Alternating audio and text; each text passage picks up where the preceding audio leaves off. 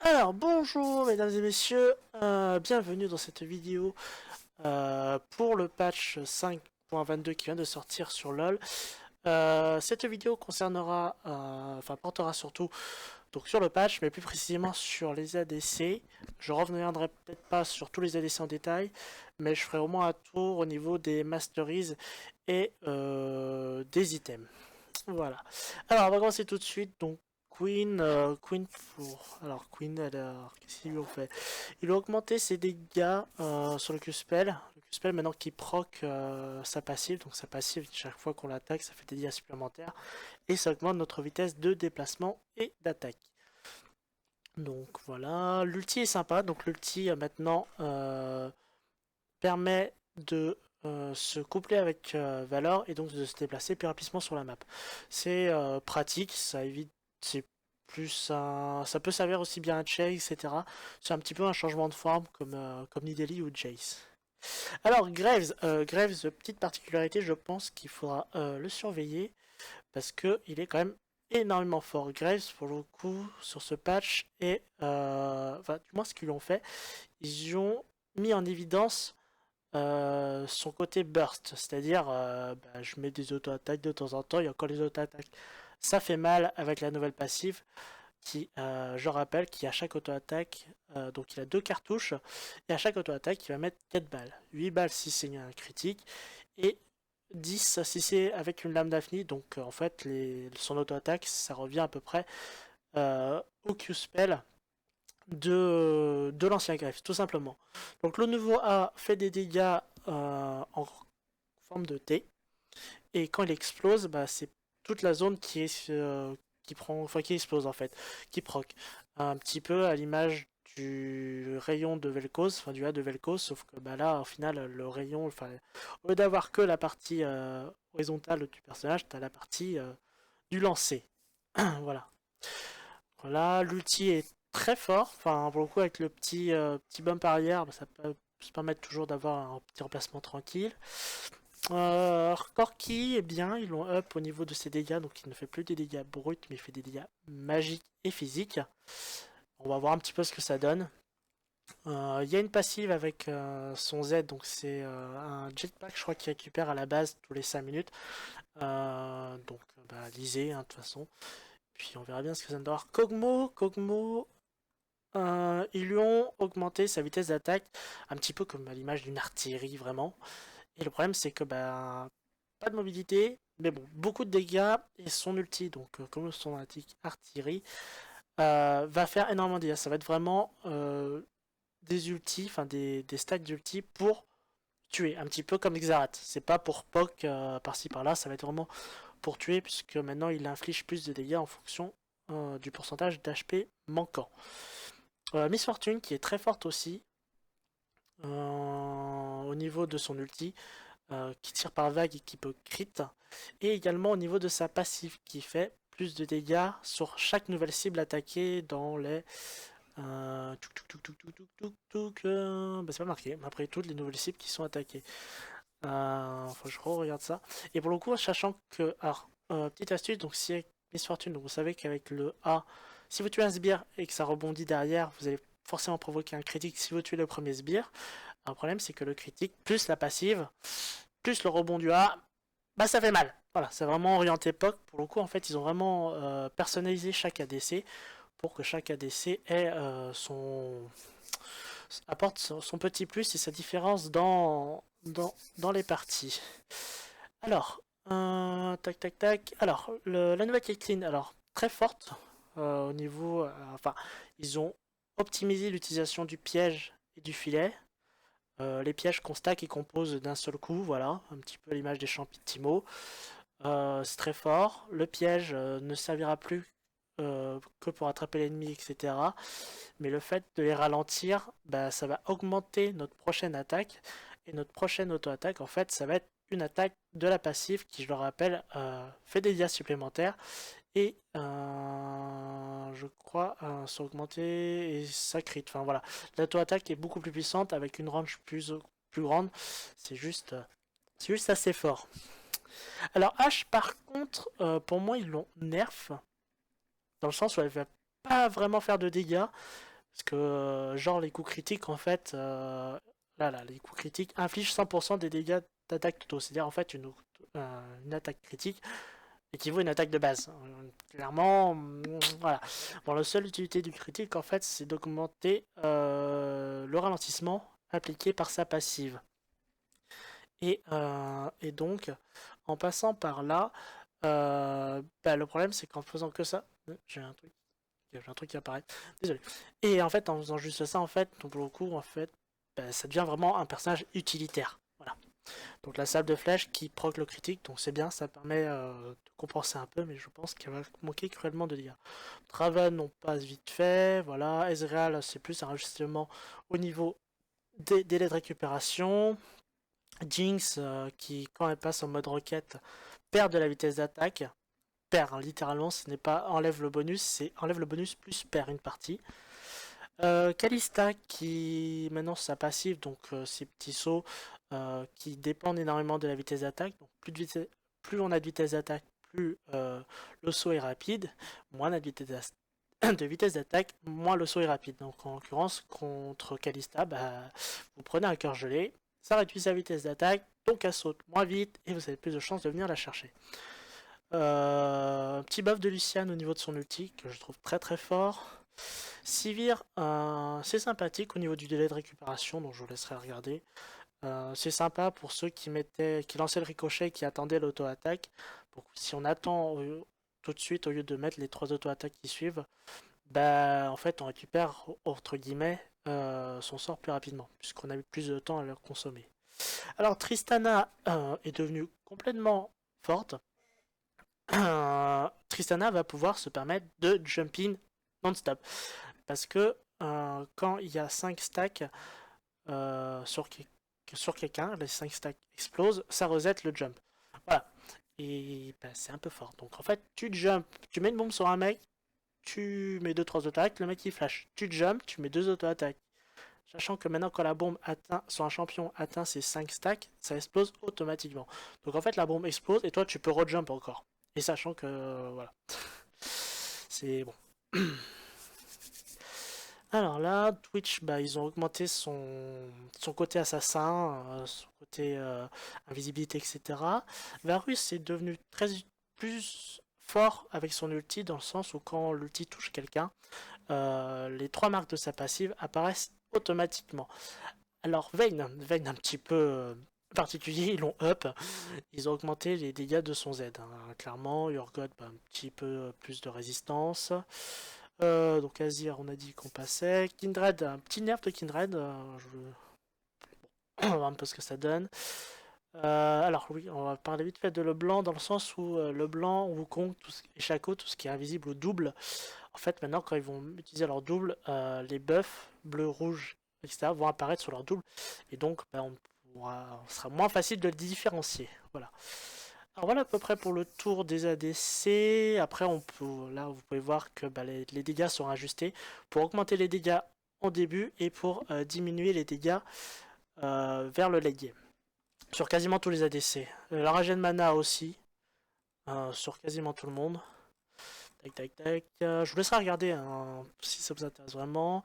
Alors, hémorragie, ça peut peut-être être intéressant dans le sens où hémorragie n'affecte désormais plus que les soins personnels. C'est-à-dire, en gros, ça up de Soraka. C'est-à-dire, par exemple, si vous prenez une hémorragie, c'est-à-dire, par exemple, avec le Morelonomicon, donc le mid vous attaque, vous avez le dot de l'hémorragie sur la tête, vous mettez votre soin, bah, il sera moins effectif. Mais le truc, c'est que comme ça ne diminue que les soins personnels, c'est-à-dire que si vous avez une Soraka à côté qui vous heal, bah en fait son heal sera toujours pareil. Voilà.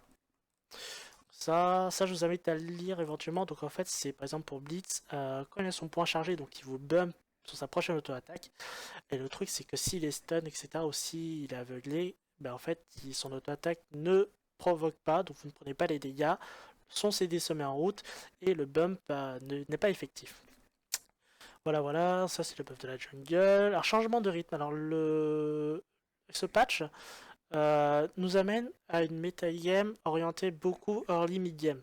C'est-à-dire dans le sens où si on gagne l'early, le mid-game, on va de grandes chances de gagner la partie. Dans le sens où les sbires apparaissent plus tôt, vous avez plus de gold, etc. Les shutdowns vont vous donner un peu plus de sous, donc ça, Je vous laisserai le lire, c'est facile à comprendre. Donc en fait, quand on prend un shutdown, ben, on donne pas des golds que à nous, mais on donne des golds à la team. Voilà. Les tourelles sont vues enlever toute leur armure, leur résistance magique. Ils ont augmenté leur PV, mais comme dès le début, en fait, bah, vous pouvez pouvoir attaquer à votre plein potentiel. Et l'armure et la résistance magie arrivent plus tard dans la partie, à partir de 15 minutes, je crois, quelque chose comme ça. Donc bah, les tourelles devraient tomber plus rapidement. Et les tourelles donnent plus de gold également. Les sbires, alors là les sbires je vous laisserai lire. Donc en fait, si vous avez l'avantage, si le niveau moyen de votre team comparé à la leur est devant, bah, vos sbires sont plus forts. Si vous prenez plus de tourelles que eux, etc., vos sbires sont plus forts aussi, etc. etc. Donc en fait, bah, si vous perdez des tourelles, vous risquez bah, de vous retrouver avec des sbires déjà assez fortifiés face à vous. Les PO sont augmentés également. Le gain des PO sur les sbires. La jungle, je vous laisserai regarder pour ceux qui s'intéressent. Le nerf de la téléportation. Ça évitera la double TP top et mid qui viennent toujours camper bot. Hein, on le sait tous, c'est c'est assez chiant.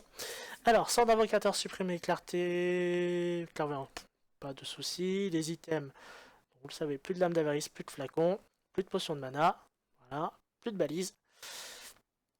Et donc les nouveaux objets, donc je vous laisserai lire vite fait, il n'y a pas grand chose sur les systèmes de base, donc là, diminution des PO, diminution des dégâts, etc. La fausse spectrale, je reviens vite fait là-dessus, donc nouveau mélange, nouvelle recette.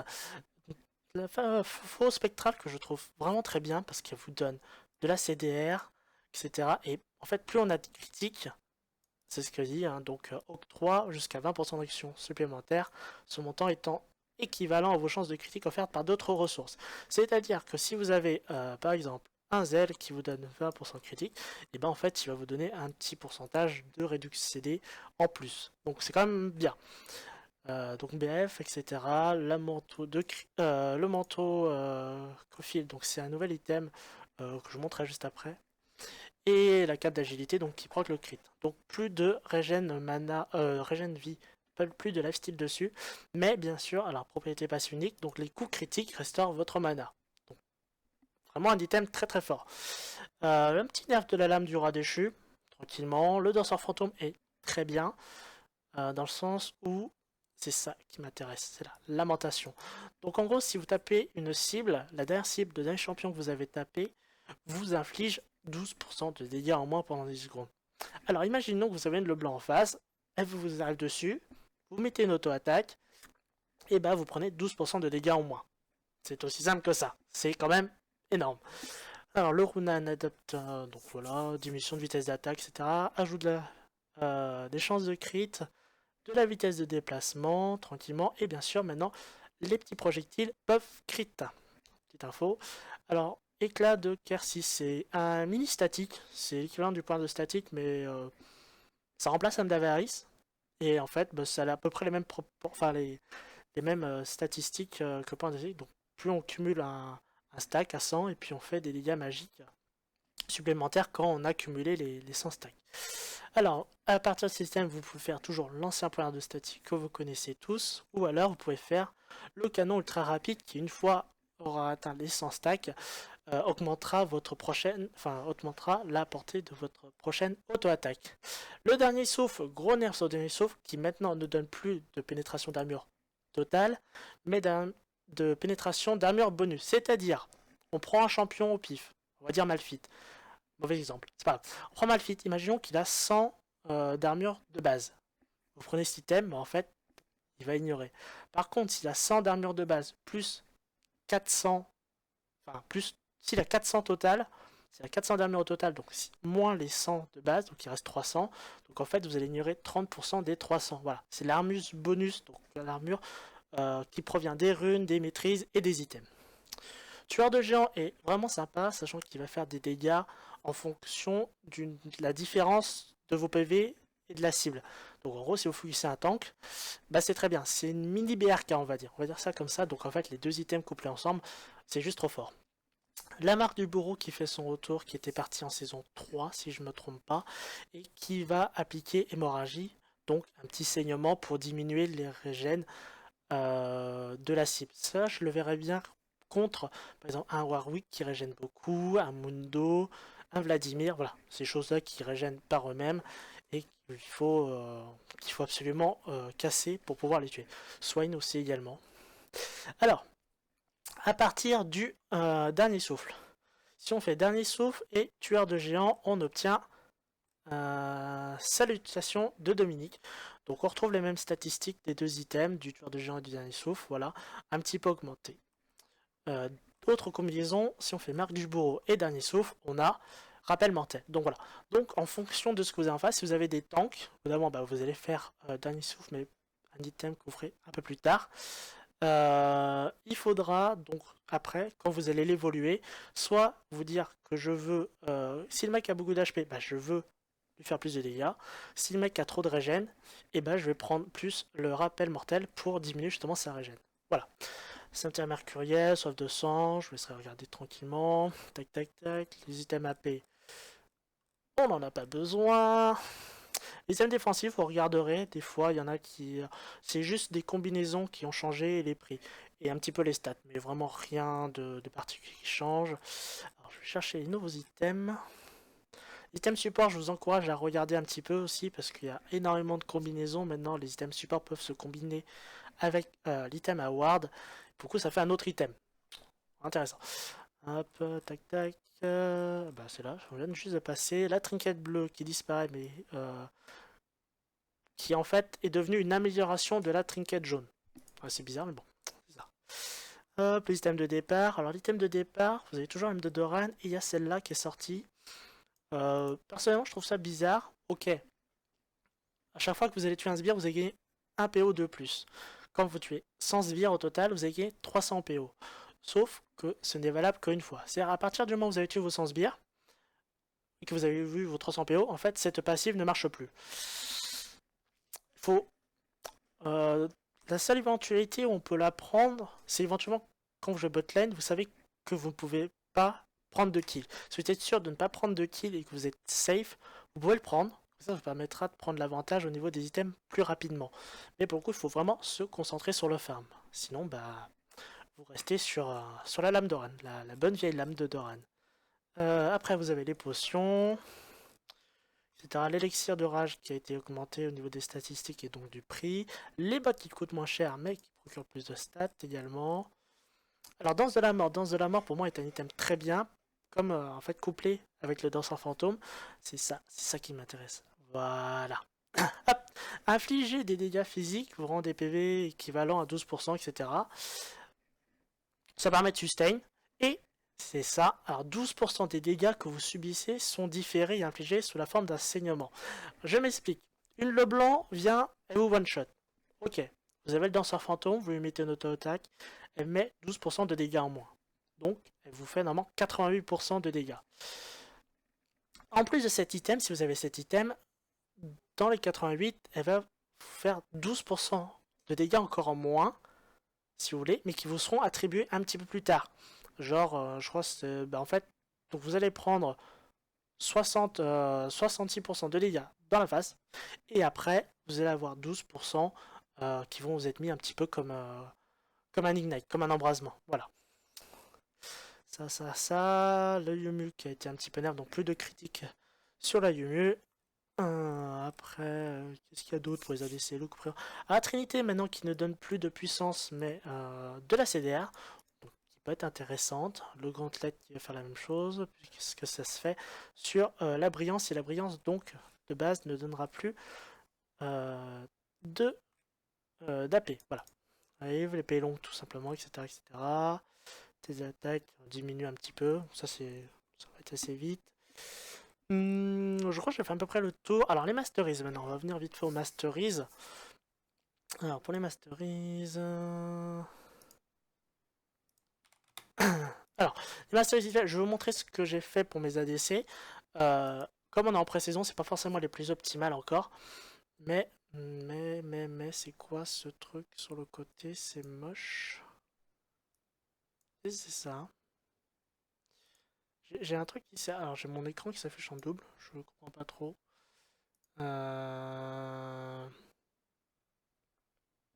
Mhm. Bon, c'est pas grave. on va faire comme ça. Voilà. Hop. Alors. Ah, voilà, c'est bon, j'ai réussi. Donc voilà, donc mes maîtrises, alors donc comme je le disais, donc en pré-saison, les maîtrises ne sont pas forcément tout de suite optimales. Donc en ADC, j'en ai fait deux, voire même trois, je crois.